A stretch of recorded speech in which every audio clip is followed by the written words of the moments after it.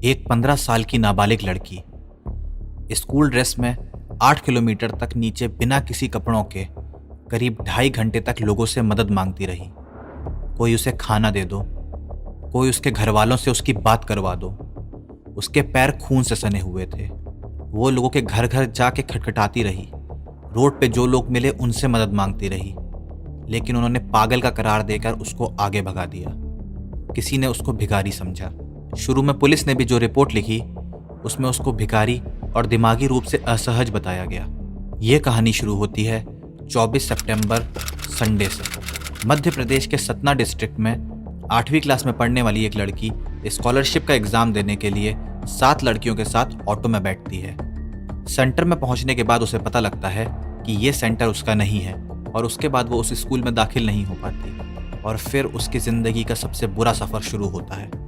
शाम का 6 बज गया था, लेकिन बच्ची वापस नहीं आई थी। जब रात का 10 बज गया तो बच्ची के दादाजी ने गांव के थाने में रिपोर्ट लिखवाने का फैसला किया। वहां पहुंचने के बाद महिला पुलिस ने उनके दादा से कहा इधर उधर चली गई होगी, सुबह तक इंतजार करो, नहीं मिली तो वापस रिपोर्ट लिखाने आ जाना। अब 24 घंटा बीत गया, अगले दिन भी बच्ची घर नहीं पहुंची। इसके बाद उसके दादाजी फिर से पुलिस के पास गए और 24 घंटे के बाद उन्होंने उनकी रिपोर्ट तो लिखी, लेकिन कोई कार्यवाही नहीं हुई। उज्जैन में आश्रम के पुजारी का सुबह करीब 10:30 बजे महाकाल पुलिस स्टेशन में कॉल आता है। वो बताते हैं कि आश्रम के पास एक बच्ची बेहोशी की हालत में उनको मिली। ये सुनने के बाद पुलिस मौके पर पहुंचती है। वो देखती है कि लड़की बहुत बुरी तरीके से घायल है। उसके प्राइवेट पार्ट से खून निकल रहा है। इन्फेक्शन भी काफ़ी ज़्यादा फैल गया है। डॉक्टर्स ने कहा कि हालत काफ़ी ज़्यादा सीरियस है और उसे इंदौर रेफर कर दिया गया। जब उसको इंदौर ले जाया जा रहा था तो वो थोड़ा बहुत होश में थी। पुलिस ने उस लड़की से जब बात करनी चाही तो उन्हें लगा कि बच्ची की भाषा उज्जैन की नहीं है और पुलिस की नाफरमानी देखिए। पुलिस रिपोर्ट लिखती है कि एक भिखारी जो दिमागी रूप से सहज नहीं है और मांग के खाती है, वो एक आश्रम के बाहर पड़ी मिली है। उसको उठाकर हॉस्पिटल भेज दिया गया है। आप खुद सोचिए, एक बच्ची जिसके पैर से खून निकल रहा है और वो स्कूल ड्रेस पहनी थी, लेकिन पुलिस ने इस बात पे ज़रा भी ध्यान नहीं दिया कि वो कौन से स्कूल की ड्रेस पहनी हुई है और पुलिस ने बिना सोचे उस बच्ची को पागल करार दे दिया। लड़की होश में आती है और वो बयान देती है, जब मैं स्टेशन से बाहर आई तो मुझे एक ऑटो वाला मिला और मेरे साथ बहुत गंदा काम किया। फिर उसने मेरा गला और हाथ दबा के मुझे बहुत बुरी तरीके से खून में लथपथ छोड़ दिया। ये घटना जहाँ पे हुई थी और जिस आश्रम में वो पाई गई उसकी दूरी लगभग 8 किलोमीटर थी।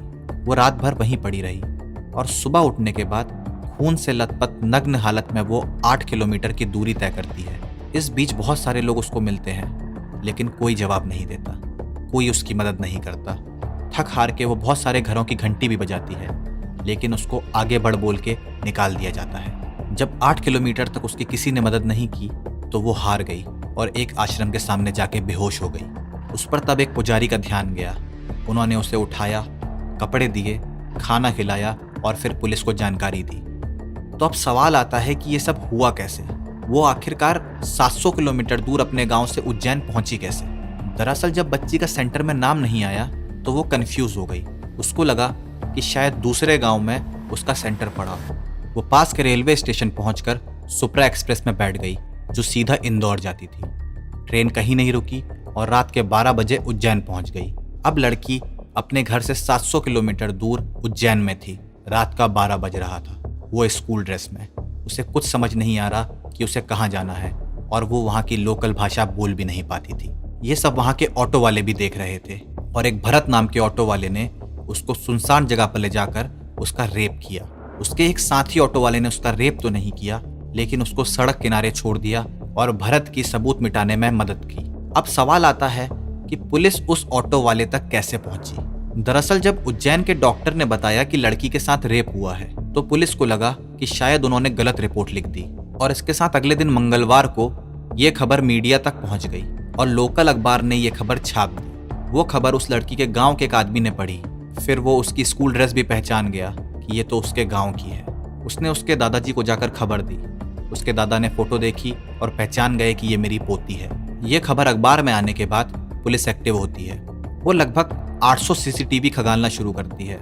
वो जब रेलवे स्टेशन के सीसीटीवी खंगालती है तो उनको वहां पे वो लड़की दिखाई देती है और इसके साथ ही उनको 6 ऑटो वालों पर शक भी हुआ जब पुलिस ने सबको उठाकर पूछताछ की तब 38 साल के भगत सोनी का नाम सामने आया और पुलिस ने सबूत मिटाने वाले ऑटो ड्राइवर को भी पकड़ा। ऑटो की तलाशी ली गई और उसमें खून से सने कपड़े और खून के निशान भी मिले। वो ऑटो को पुलिस ने जब्त कर लिया। और कहानी यही नहीं खत्म हुई।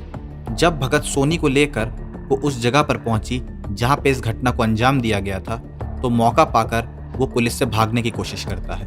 वो पुलिस के ऊपर पथराव करता है जिससे 2 पुलिस वाले घायल हो जाते हैं, लेकिन आगे एक गड्ढा पड़ता है और वो उस गड्ढे में गिर जाता है। इसके बाद पुलिस हालात पे काबू पाती है और भगत को हॉस्पिटल में लेके जाती है।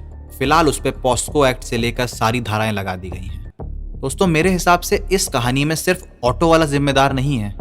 उस गांव की पुलिस जिसने जब बच्ची गायब हुई तो ध्यान नहीं दिया और कहा 24 घंटे बाद आना।